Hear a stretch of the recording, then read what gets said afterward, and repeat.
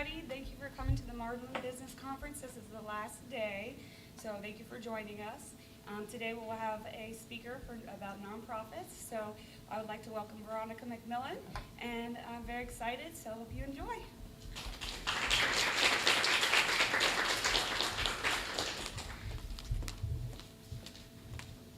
All right, so I'm not going to use the computer. Is there a way that I can push it up? Wonderful. Good morning to you all.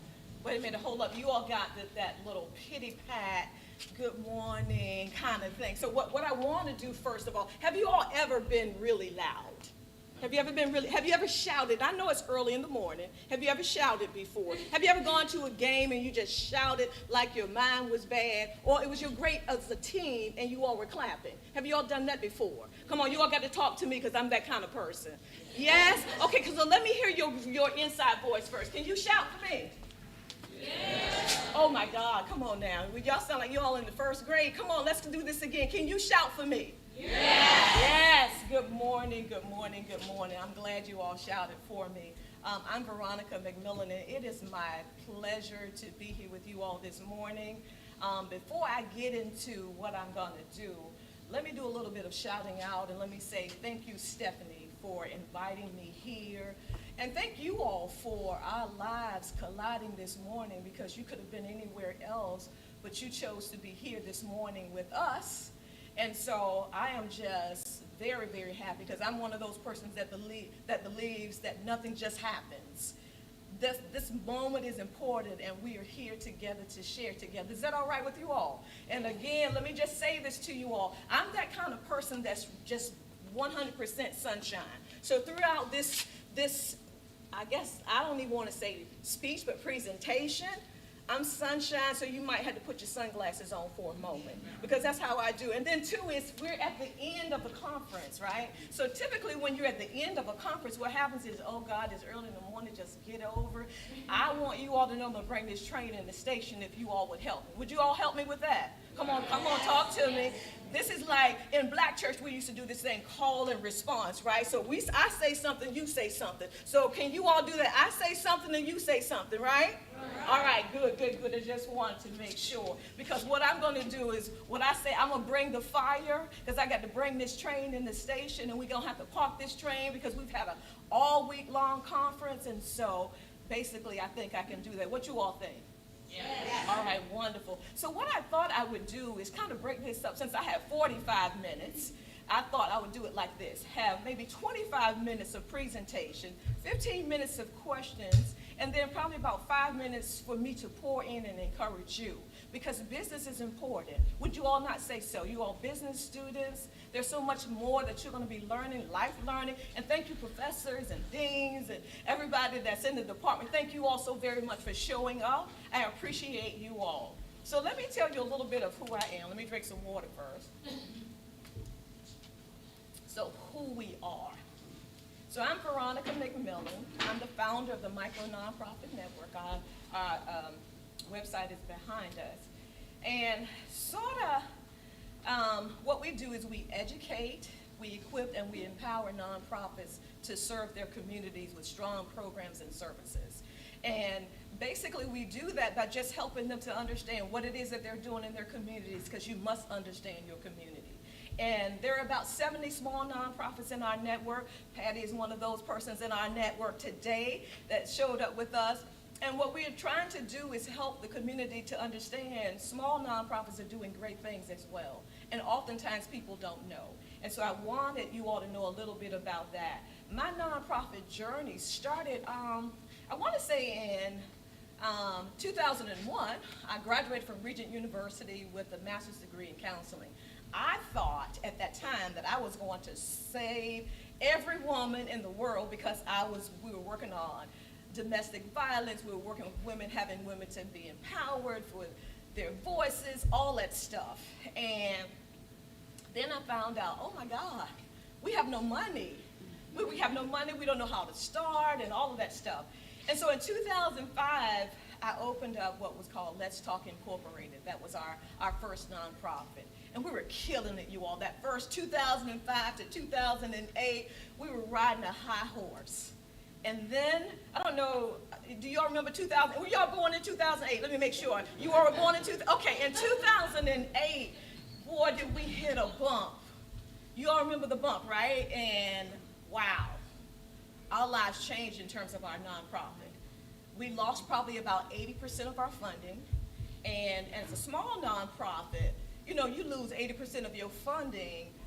That's a really big hit. That's a big hit if it's a large nonprofit, right? And then I realized we had no sustainability plan. Because in business, you need to have some sort of sustainability plan. You might need to do your little SWOT analysis. You all know about all this stuff, correct? Okay, come on, you're not talking that. Do you all know about this stuff? Yes. Okay, all right, just want to just make sure. And so we tried to ride that tide out. 2008, it was just terrible. And then in 2011, we just said, you know what, we just got to stop this. We can't do this. And so I closed up Let's Talk, because that was the name of the organization. And you know what happens when you get defeated and you failed at something, you tell yourself, I bet you I won't do that again. And then you have to ask yourself, what are the lessons that I learned from the things that happened in that business? And so I vowed I wasn't going to do that anymore. And then I was talking to Professor Robinson at Regent University, and he was saying that when nonprofits usually start, they're on life support. I say amen to that, because they are, because basically you're starting up from the stump. No one knows who you are. And so therefore, you're trying to get collaborative relationships in the community. You're trying to go after grants. But funders don't want to give small nonprofits or any nonprofit monies until maybe like 4 or 5 years into the game, because they want to see demonstration. They want to know that you all can handle their monies or what have you. And so I wanted, and just kind of like, okay, I'm not going to do that again. What am I going to do? And something crazy happens. When life shows up, it's the craziest thing. Sometimes you're not ready for the things that come up. And I kept getting people asking me about, how do you start a nonprofit? What do you do in a nonprofit? And you know, I'm still licking my wounds of like, just find out on your own. You know what I mean? That's the kind of way I was feeling. But it dawned on me that I've learned something, right? I've learned something from the time of 2005 to 2011. And so thus, the micro nonprofit was born, helping us to help small nonprofits really understand what does it mean to be in the nonprofit world. And then we found our niche. You all know about niches, right? We knew that there were a lot of nonprofits, small nonprofits, under $100,000 a year in revenue. And so we found our space, our sweet spot right there. We knew that there were so many nonprofits, church-based nonprofits, small nonprofits, community-based nonprofits, nonprofit, doing things, but did not have capacity building skills, did not know how to scale up, none of that stuff. And so what we were doing was like, man, we could do this. We could do this. And so we decided that that's what we were going to do. We were going to help small nonprofits really understand what it means to be a nonprofit. And so we decided that, hey, in helping these nonprofits, we're going to make sure they understand capacity building, grant writing, sustainability, SWOT analysis, all the things that you need to know in business. Because get this, nonprofits and for-profits run the same way, it's just the way that they're structured. Because we've had some of the same problems that other businesses have, you know what I mean? And so it's important. And then when we started, they said, I don't know if this research is still the same. They said that 80% of nonprofits revenue is less than $100,000. I don't know if that's still the same now. You all got to let me know. Have you all found that out? 80% of nonprofits, most of them are under $100,000. Would you agree with that, Patty? You would agree with that. So that means that a lot of the nonprofits out here need you all. They need you all. And so a nonprofit primarily is mission driven, right? It's the mission that's driving everything. It really is basically the purpose of that organization and wanting, and usually when I tell someone when we're looking at their mission, please don't have a dissertation for your mission. Have a simple mission that people can understand and they can get behind, because that's so important. A nonprofit is also governed by its board of directors, right? And in a for-profit business, that's not so. If I am a for-profit business, LLC, I'm pretty much kind of running this show, or sole proprietorship, I'm pretty much running the show. In a nonprofit world, basically your board of directors have two primary roles: a fiduciary responsibility and governance. Fiduciary meaning that they want to make sure that that money, the stewardship and all of that, that's in place. And then governance, making sure that we're keeping in alignment with our mission and everything that needs to happen in terms of our business. I'm looking at you all. Y'all, are you all getting this? Yes. Okay, I'm getting it, because I'm a person, usually what I like to do is just look around and take a panoramic view of everybody to see how everybody's doing, and looking at faces and all of that stuff. And so if I see you all going to sleep, we're gonna go and do one of those clap your hand moments again. So I just want you all to know that, or one of those shouting moments. And I know that you don't want to do all of that 9:30 in the morning, maybe a little bit, maybe 9:45 now. And so it's governed by its board. And so typically what happens, you're going to submit your articles of incorporation to SEC. You're going to do bylaws and all of that stuff. And typically what happens when people are choosing board members when they're getting started, they have their aunt, their mother, the brother, all those people on board. But really, when you're doing nonprofits, you really need people with leadership skills. Because your mama going to get tired after a while, like, I don't want to do that. Your brother going to run out on you. Because again, what happens in the nonprofit world, usually the founder, if they're doing all, get founder's fatigue. Have you all ever heard of that? Some yes, some no. You can talk to me. All right, have you all ever heard of that? Is that a yes or a no? Yes. Okay, so, and some of you like, I don't know any of that stuff. Okay. But basically what happens is, in this nonprofit world, this mission-driven organization, it really is about the community and helping people in the community. Outcomes, impacts, all of those things are important, but it's governed by that board of directors. And that board of directors have voting rights. They can vote on things, right? So that's important.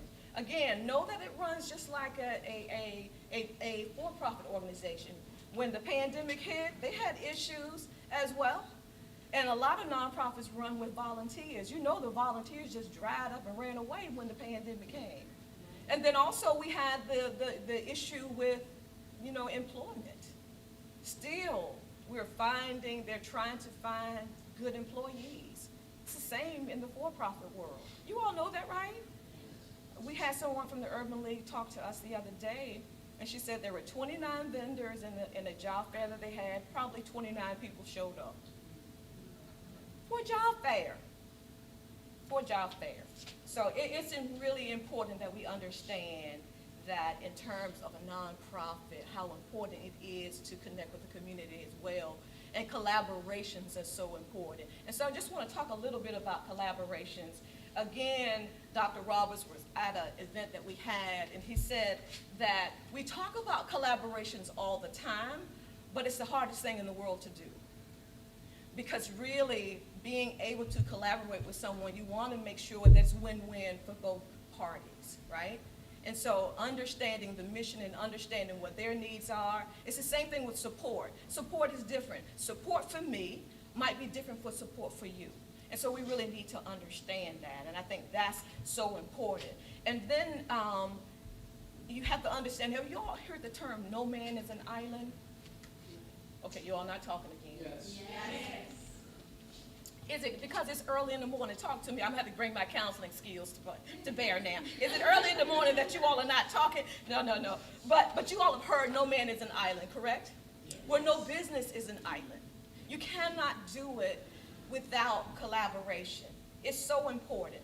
And one of the things that I've learned over the years for myself is relationship is important. Relationship, once you can build strong relationships, resources will come. I've seen people go out and do blind applications, right? And applications meaning RFPs or requests for proposals, and they don't know the funder. And when you don't know the funder, it's hard to get a grant. So it's really important to build relationships. Build relationships. We have 2 programs. Now, in my question and asking time, I want you all to ask me about our 2 programs. So somebody, that's your question. Ask me about our two programs, because we have a great relationship with the Virginia Beach Police Department and Chesapeake Police Department. And that relationship was formed during that time period when all the stuff with George Floyd happened. You all remember that? Yeah. All that stuff was happening, and what we found out is that youth wanted a voice. There were some youth that was not going to go and protest, and at this age in my life, I wasn't going to do that as well. But I wanted to be a part of the social justice movement. I wanted to have community conversations, and I wanted to have those with police because we had such, you all know what was going on. What was it, 2020? It was crazy, right? Was it not crazy, you all?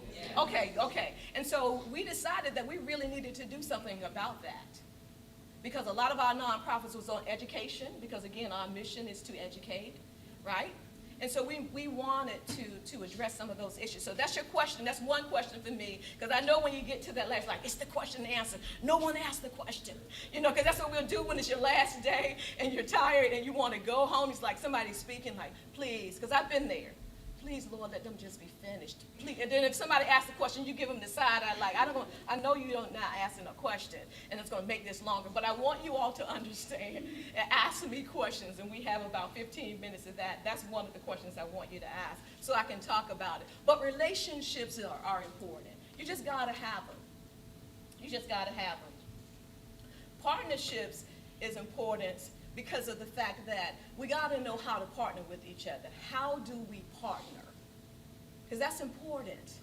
Because if your needs are different from mine, sometimes your alignment, it just doesn't work. Your mission and my mission is not the same, and it's not going to work for us. And then you find yourself down the road saying, man, I really wish we weren't with them. I had the Chief Newgate to give us a letter of support for a program that we were writing. And not a program that we're writing, a program that we're doing, and we were going to write a grant. That meant so much to us because he believes in the mission and what we're doing in one of our programs that you all are going to ask the question about in a little bit when it's question and answer time. But it's so important. Partnerships is important. And I know you all are learning this stuff. If you all are business students, all of these things you all should know because it's important. And then for me, what I believe every nonprofit should have a fee-based service. It should have a fee-based service. Because if you are a nonprofit just getting started, where are you going to get your money from? Not the silence. You will not be getting your money from silence, but you are looking like, what, do I supposed to answer, or is that rhetorical? It really is important, and small nonprofits don't understand the importance of partnering with other organizations, specifically for-profit organizations, governmental organizations. Is so important. We just got to do it. You just got to do it, and you got to have a fee-based service. If you are educating kids from K through 12, why not have a tutorial fee-based service? It's still in line with your mission, because everything must come back to the mission. The budget must come back to the mission. Everything that you all are doing in your nonprofit must come back to the mission. But the important part of it is partnering with other organizations that don't look like you. Partnering with the organizations that basically have names for themselves, and that they're able to do things for you in the community. Is so important. One of the things that I like to do when I'm talking to nonprofits is understanding servant leadership. You all heard that before, that term? Mm-hmm. Yes. Because you're going to be serving your community. You're going to be serving your community and being able to serve your community in a way where things are changing and there's impact and there's outcome. I was listening to John Maxwell. Do you all know John Maxwell? Because I mean, you all are that young. Okay. Well, anyhow, those of us who are older might have heard of John Maxwell. And he said something, when you're building these relationships and you get to know people, he said one thing that you should ask is, who do you know that I need to know? So if you and I are doing lunch and we've known each other for a moment, and we're sitting down, I could say to you, who do you know that I need to know? Because one person can change the trajectory of your business, your life as well. Is that not right, you all? Yes. Meeting the right person and meeting the wrong person can change your life or change your business as well. So you want to really, really make sure that you do that. And then understand that even whether it is for-profit or nonprofit, it's really about serving. We're in culture now where greed is taking over. And we really have to be cognizant of what is going on in the world today. And I believe you all are that generation that can make things happen differently than my generation. We got to do something different. So in terms of nonprofits and for-profits, we need each other. Nonprofits are mission-driven.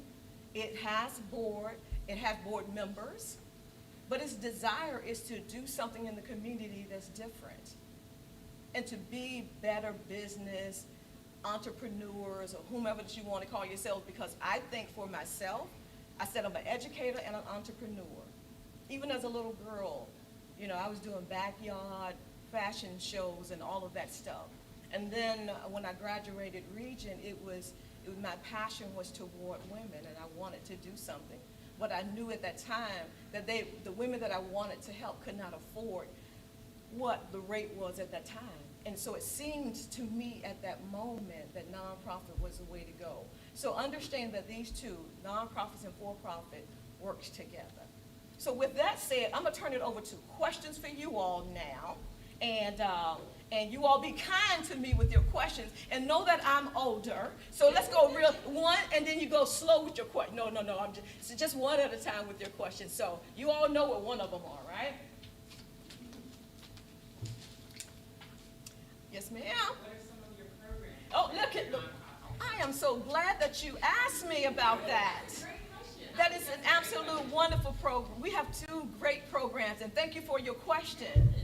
Okay. One particular one is the Kids Law Academy, and that's the one that I really wanted to talk with you all about. The Kids Law Academy was really birthed from the whole thing with George Floyd and all of that. And we wanted really to have kids to have a voice, because small kids, I would say between the ages of 10 and 12, they really take on whatever the family's beliefs are, that's their beliefs. But sometimes your belief is a little different, but you won't say it because you're scared. You know what I mean? And so I wanted to make sure that the voices of kids were being heard. And then I also wanted to introduce the kids to law enforcement careers. And my son was a police officer in DC and then in Maryland, and now he's an attorney. So I saw policing from a whole different side. And then when you talk about policing, I sent Chief Newdigate a note the other day. I said, I know, you're kind of in that hot seat right now. And I said, but I want you to know that we are very thankful to you, because anytime I can ask him for officers to be a part of our program, he comes, and the community doesn't see that. So we having this one-sided view of what policing is, and I wanted kids, especially African American kids, to know that there's another side of policing, and that in law enforcement, you don't have to just choose to be a police officer. You could choose to be a judge, you could be a stenographer. So last week we took the kids to Freedom Gun Range. And so they were like so amped up about shooting. Like, man, they could not wait to get to the gun range. But my point here with this program is to introduce kids to law enforcement careers. Introduce them to be able to know how to handle guns and all this stuff. Because it's so important, right? It's so important. If you have a gun in your home and you have a child, you really should be talking about gun safety too with your children. Would you all not believe that? Yes. You really should be doing that. And then we had a collaboration with Chesapeake Police Department, and we started doing community conversations. Because what you see in the news is one-sided. It really is, and when it's one-sided that way, your beliefs and the things that you're doing is being shifted in one direction. And so I wanted kids to understand that. So our program is for kids between 8 and 15 years old, and it really is to expose them to law enforcement careers. And then we're going to do a mock court at Regent University so that they can do, I see your hand, I'm loving that, and so that they can know and understand what it means to to be either an attorney or someone who's trying to go before the judge and convince the judge that they didn't do what we know they did. So that was important. And then lastly, we have the Bag Lady Project. And the Bag Lady Project specifically, what we started off doing in 2019, my students and I, we gathered gently used purses, and we had designer, though, let me just say that, designer, and we filled them with items that women would want. And we partnered with 4 kids and gave those purses to women who were homeless or what have you. And then that thing sort of kind of grew. And then year 2, we did the same thing, single moms, then we had a dinner and all of that for them. So we decided this year, we met, and we wanted to change the Bag Lady Project a little bit because the foster care system in Virginia is truly broken. It really is broken, and when kids are coming out of foster care, they are, I can't even think of a word, it's sad. And I don't know if you all saw in the paper, it was probably about 2 weeks ago, 163 kids basically aged out of foster care, nowhere for them to go. They stayed either in the ER room or with the police or with social service case workers or what have you, because they had nowhere to go. So they need life skills. They need people to help. They need you all. I need you all. Because this generation, I believe, really is a generation of change. Would you all not agree with that? I think you all are a generation of change. And I think that you have to see yourself, because you're already great. Greatness already, it resides in you now and is being developed. Know that we need you all. So those are our 2 programs, and I'm just super excited about them. I'm super excited about our collaboration and super excited about the fact that we need young people too. So that's my kind of, yeah. Oh, yeah, I was trying to figure it out. You had a question for me. I do, and actually, I want to thank you. When you were talking about law enforcement and the relationships that you were building and trying to say that it's still worthwhile, there is an opportunity also.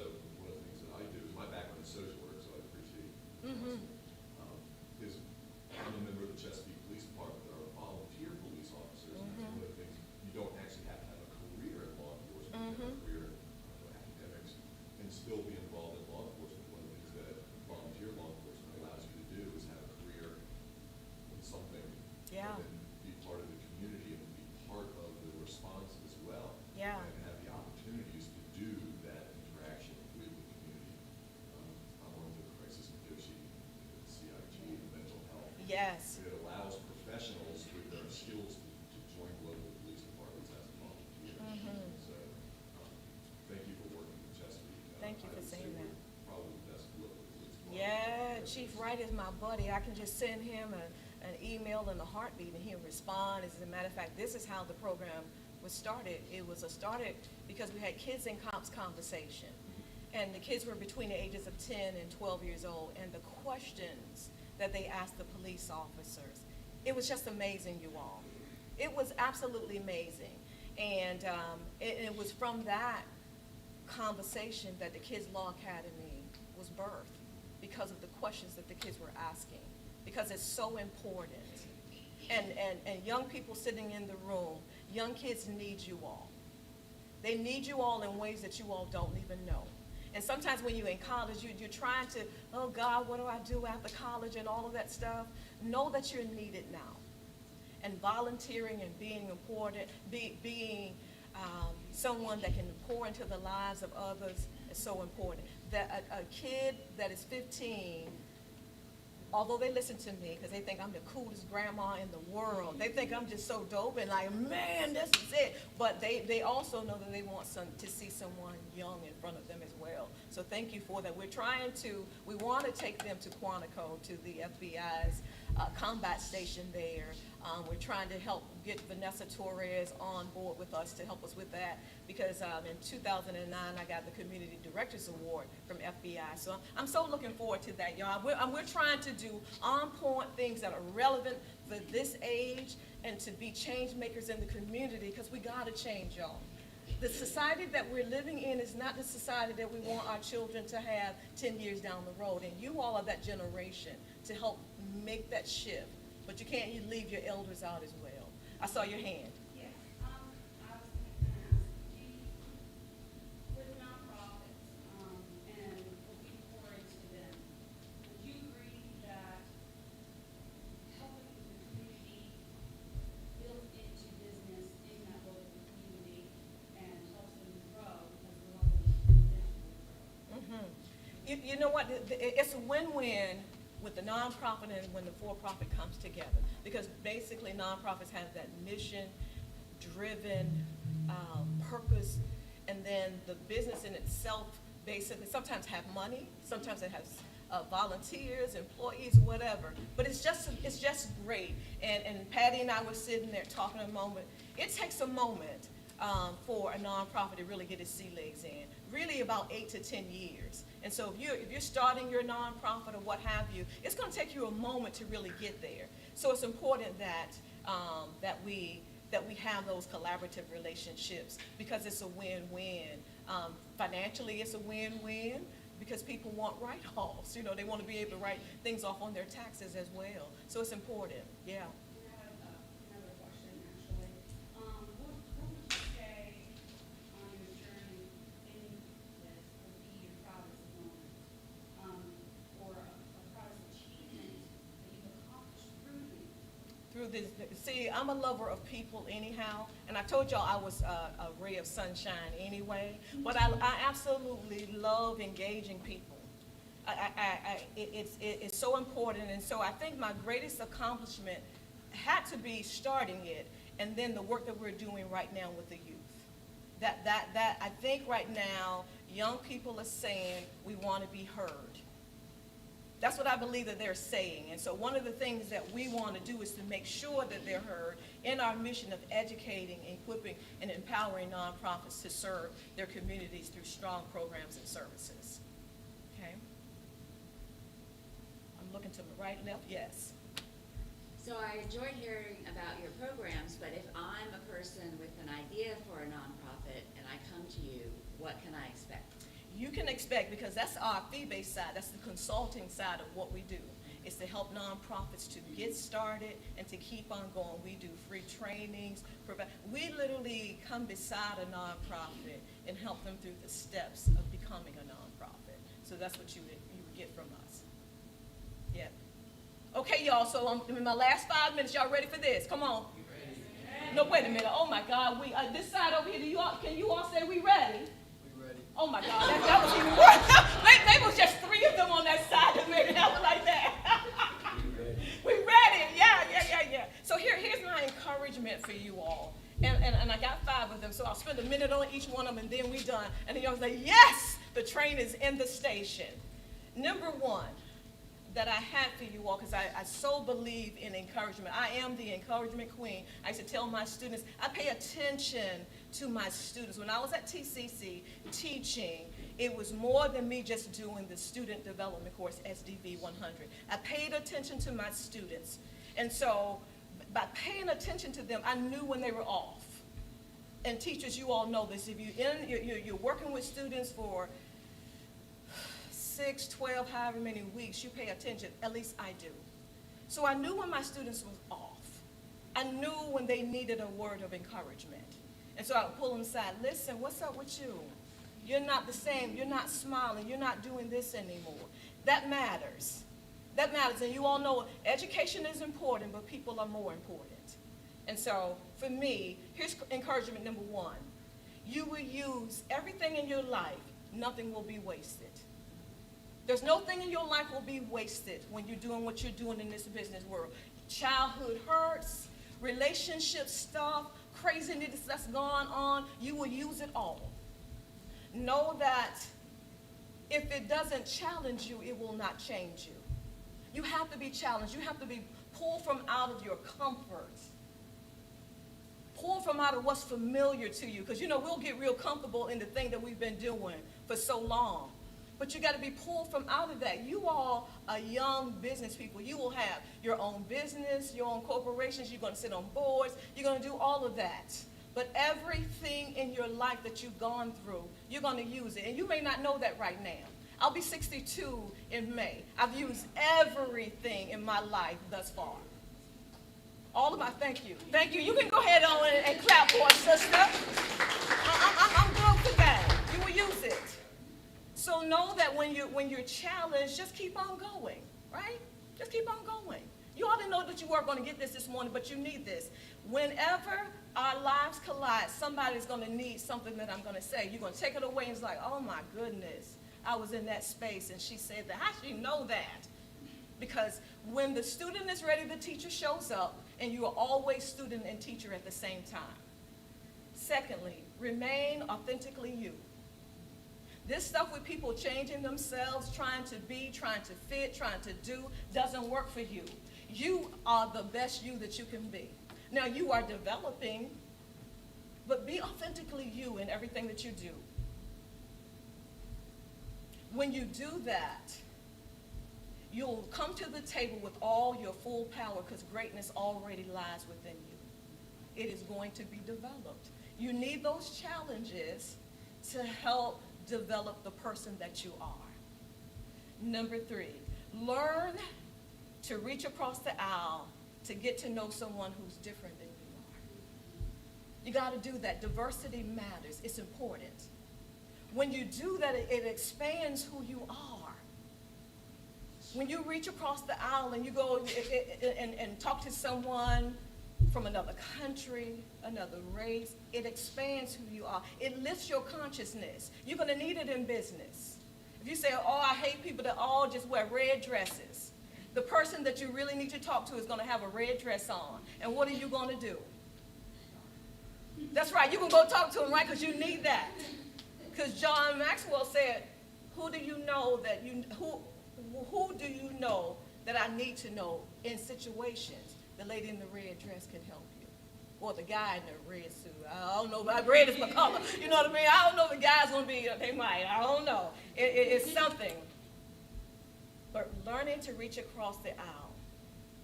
Build strong relationships. I said that earlier. Relationships matter, you all. And as you do what you do in your businesses, or sometimes you have family businesses, it's like, I don't want to do that. But learn to build relationships, because it just takes one person to switch this. Because when you build strong relationships, resources will come. And I always say to people, stop going after the money first. We're chasing money in ways that we shouldn't. And you are going to learn this. You're going to learn this in your business. Always remain a student and keep learning. And I'm not just talking about this educational stuff. Do you not know how much my students at the time taught me? Because they kept me relevant, you know? And you're always going to need your elders, no matter what. I know we're moving in, boy, y'all too old. I always say I'm the last dinosaur. Because some things with the technology, I'm like, you do that for me. You take care of that. But I need you, and we need you. So you remain open, and you remain a student, because you're going to be learning, and you're going to be teaching at the same time. It's important to do that. And then number 5, I said, trust God when you're in the dark. Have you ever been in a dark space? Because darkness will come. It will come. It's going to show up in your life in ways, and sometimes I call it sucker punching you. Y'all know what a sucker punch is? Yeah, just punch you out of it came from nowhere, and you're just like, we were doing great, then we got punched. And now we're put in a dark space. You still have to continue to move. And then I said, in the dark space, stumbling is still movement. Have you ever stumbled? You're still moving in the stumble, correct? So even in darkness and you're stumbling, understand that you're still moving. And then when you stop, what did you learn? Because you learn from everything that you have. Every incident, everything that happened is in your life, I told you you're going to use. You're going to use it. And you may not use it immediately. It might be 10 years down the road. And you're going to say, that woman said I was going to use this thing when the parents divorced and I was so tore up on the inside. I'm using this now because somebody is waiting for you. That was my greatest lesson. I had our pastor say to us, somebody is waiting for you to arrive. Somebody's waiting for you all to arrive in business. Will you show up? Yes. All right, will you show up? So know that I have come to the end of what I was going to say to you all. I don't know if it was 40, 45 minutes or whatever. But what I want you to know is that I need you. And this is something that I tell my students as well, for the three of you all on this side. I used to tell my students that I love them. And I said, it's not that freaky kind of love we're talking about. I'm saying loving the person that you are, loving that you showed up for school, loving that the fact that you are here today, loving you because you are important, loving you because sometimes you've not heard someone say to you, I love you, you are important, you're meant to do what you do. And here you are today at school.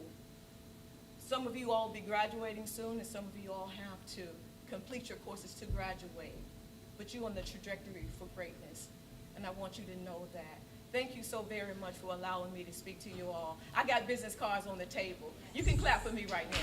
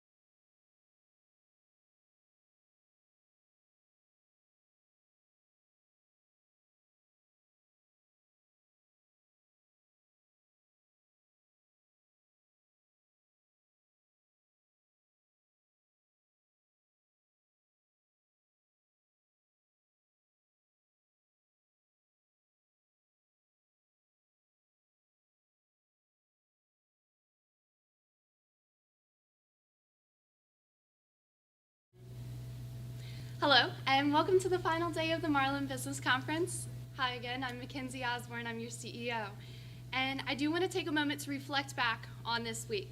I want to give a huge thank you to President Miller, Jason Seward, Keith Moore, Dr. Vaccaris, Dean Dobrin, and I want to take a moment to extend my thanks because without the help, patience, dedication, and gratitude, this wouldn't be possible and the conference wouldn't be where it is today.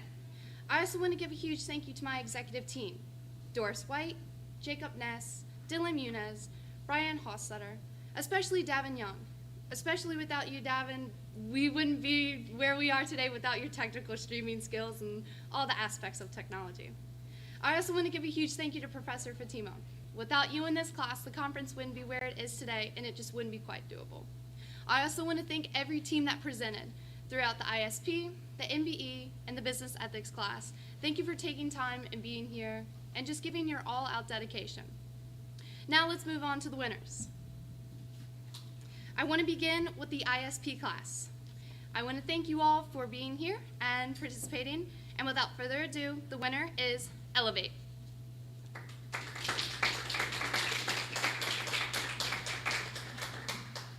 Next, moving on to the business ethics class. The winner for that one is the Marlin's Consulting Group.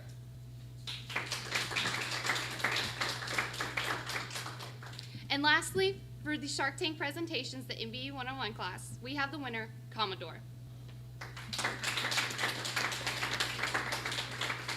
Again, thank you to all the teams that participated, and thank you to everyone who had made this conference, the Marlin Business Conference 2022, Commerce Reimagined, possible. Thank you.